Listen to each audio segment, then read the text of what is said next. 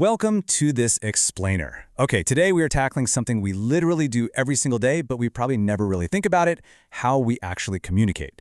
How do we bridge the gap between a thought in our heads and an understood message in someone else's? Well, we're exploring Claude Hagege's 3 viewpoints theory, and it turns out to be an absolutely brilliant blueprint for how human communication functions in the real world.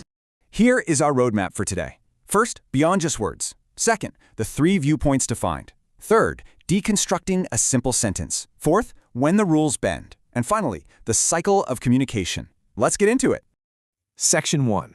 Beyond just words. Moving past isolated grammar. So how do we actually mean what we say? You know, it's really tempting to think that speaking a language just means grabbing the right words from a mental dictionary and stringing them together with some basic grammar rules. But as you'll see, everyday communication is infinitely more complex than that. For a long time, traditional linguists basically approached language by chopping it up into isolated fields. They looked at phonology for sounds, the lexicon for vocabulary, and syntax and morphology for the rules. But Hagege argues that when you study how languages are actually used in concrete speech, things look completely different. We don't just speak in isolated words that simply link a sound to a meaning. The reality of our speech relies on a much more substantial building block. And that building block? It is the sentence. But Hagege gives us a super specific definition here. He says a sentence is a group of words, or, hey, sometimes even just one word, that a native speaker instinctively accepts as complete. It doesn't need anything added to be grammatically correct or understood. But here's the kicker, the really crucial part of his definition. A sentence must be delimited by a specific intonational contour. There has to be a physical, audible boundary, the way our voice naturally rises or falls, that frames the sentence. That contour is absolutely just as important as the words themselves. Section 2. The 3 viewpoints defined. A multidimensional framework. Now, Hagege breaks down the study of these sentences into 3 distinct viewpoints, and it's crucial to understand that these aren't hierarchical levels. They act simultaneously, side by side. First, we have the morphosyntactic viewpoint. This is how the sentence relates to the language's internal rule system. It's the forms and the grammar. Second, the semantico-referential viewpoint. This connects the sentence to the external world. So it's not about the rules, it's about the actual meaning and the reality being described. And third, the enunciative hierarchical viewpoint. This considers the relationship between the speaker and the hearer. It's entirely about strategy. How are you choosing to present this information to your listener? So, how do we bring these all together? Hagege uses this fantastic metaphor. He says that linguistic reality spreads out on all 3 of these fronts at the exact same time. To truly understand communication, you have to sit precariously on the vertex, the very top, of a pyramid, looking down at all 3 sides at a single glance. It might be a kind of uncomfortable place to sit, but if you only look at one side, you are completely missing the whole picture. From that vertex, you see 3 distinct slopes of study. Viewpoint 1 points toward logico-mathematics and natural sciences, where we study the physical sounds and structural markers of words. Meanwhile, viewpoints 2 and 3 lean heavily into psychosociology, dealing with human interaction and the physical world. Hagege emphasizes that studying any one of these slopes isolated from the other 2 is a major mistake. Doing so denies the unbreakable bond that ties them together as a fundamental archetypal human behavior. Section 3. Deconstructing a simple sentence. Peter sings. Hagege uses a brilliant schematic to illustrate this direct alignment between the 3 viewpoints. When you look at how language actually functions, you can clearly see how these concepts stack right on top of each other to form a cohesive unit of meaning. Let's take a remarkably simple 2-word sentence. Peter sings, or in French, Pierre chante. Okay, under viewpoint 1, the grammar rules, Peter is the subject, and sings is the predicate. Simultaneously, under viewpoint 2, looking at the real world, Peter is the participant in the event, and sings is the action taking place.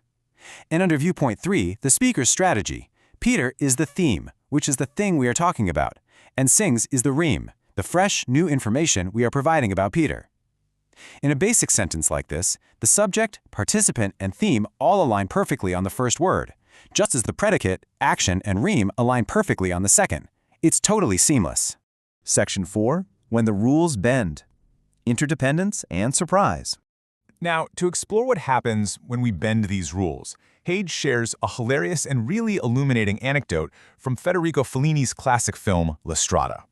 In the movie, there's this traveling entertainer who instructs his young employee to announce his arrival in each new town with dramatic drum beats, shouting, "È arrivato Zampano!" But she gets it wrong. Let's look at the difference here. The master wanted her to say, è arrivato Zampano, which translates directly to, arrived has Zampano. By putting the arrival first, the fact that someone has arrived becomes the context, and it builds up all the suspense right up to the final, unknown element, the name Zampano. Instead, she announces, Zampano è arrivato, meaning Zampano has arrived. For this mistake, she actually gets a hiding from her master. Why? Because by starting with his name, she instantly establishes Zampano as the given theme, turning what should have been an exciting reveal into boring old news before she even finishes the sentence. This completely highlights the incredible power of what Hagege calls the ream. Remember, the ream is the fresher, more interesting information. The theme is the least informative element, used simply to set the context. If you accidentally put the ream first, like the young employee did, you ruin the surprise. And this perfectly proves Hagege's point. These viewpoints are flexible. Our strict grammatical rules from viewpoint 1 will frequently bend to accommodate our social and conversational strategies in viewpoint 3. We literally manipulate syntax to ensure our punchline lands exactly how we want it to. Section 5. The cycle of communication. Encoding versus decoding. Hagege points out a fundamental reality here. Communication relies on the interchangeability of the speaker and the hearer. And these two roles approach the three viewpoints from completely opposite directions. The speaker takes the onomasiological course, while the hearer takes the semasiological course. Now, I know those are some rather intimidating words, but let's break down what they actually mean in practice. The speaker's journey is all about encoding. As a speaker, your starting point is an intention. You start with a desire to convey a message. Next, you organize that information hierarchically in your mind, deciding, okay, what is the theme and what is the fresh, interesting ream?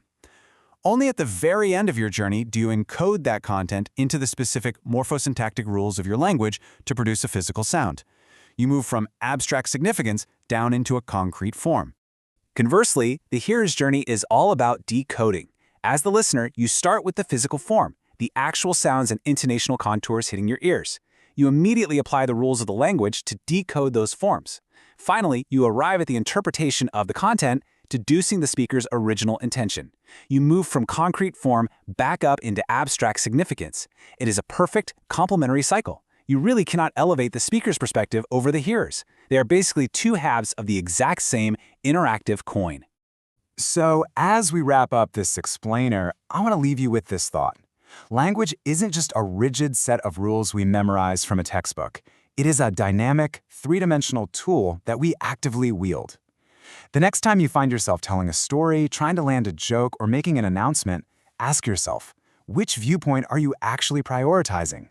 Are you focused on getting the grammar right, conveying the raw facts, or are you strategically organizing the hierarchy of your message to maximize its impact?